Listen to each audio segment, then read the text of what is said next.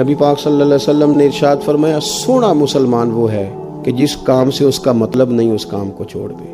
اور نبی کریم صلی اللہ علیہ وسلم نے فرمایا قیامت کے دن زیادہ گناہ ان لوگوں کے ہوں گے جو زیادہ فضول باتیں کرتے تھے، ان کے گناہ زیادہ ہوں گے۔ فضولیات سے بچیں، اپنے اوقات کار زندگی میں مرتب کریں۔ ہم پتہ کیا کہتے ہیں، 1 منٹ میں آیا، تو 1 منٹ ٹھہر، میں یہ محاورہ ہے ہمارا، 1 منٹ دے ذرا مجھے۔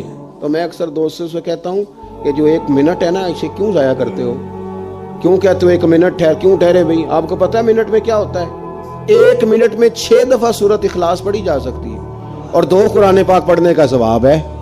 1 منٹ کے اندر 26 مرتبہ کہا جا سکتا ہے سبحان اللہ و بحمدہ سبحان اللہ العظیم۔ اور یہ وہ کلمات ہیں کہ نبی پاک علیہ السلام نے فرمایا زبان سے کہنے آسان ہیں، میزان عمل پر ان کا بڑا وزن ہے، اور یہ تمہارے رب کے بڑے پیارے جملے ہیں، اللہ کو بڑے محبوب ہیں یہ کلمات۔ آپ دیکھیں سبحان اللہ، الحمدللہ، اللہ اکبر، یہ کتنی دفعہ پڑھا جا سکتا ہے؟ 1 منٹ کے اندر کئی دفعہ پیار سے ماں باپ کی زیارت کی جا سکتی ہے، اور جتنی بار زیارت کرو پورے حج کا ثواب ملتا ہے۔ 1 منٹ کے اندر فون اٹھا کے کسی مریض کی عیادت کی جا سکتی ہے۔ اور میرے نبی پاک صلی اللہ علیہ وسلم نے فرمایا جب تم مریض کی عیادت کرتا ہے تو خدا کی رحمت کا دریا بہہ رہا تھا، تو نے اس میں غوطہ لگا لیا ہے۔ 1 منٹ کے اندر تو کمال ہو جاتا ہے، لیکن شرط یہ ہے کہ اس منٹ کو ضائع نہیں کرنا، اس منٹ میں کچھ کر جائیں۔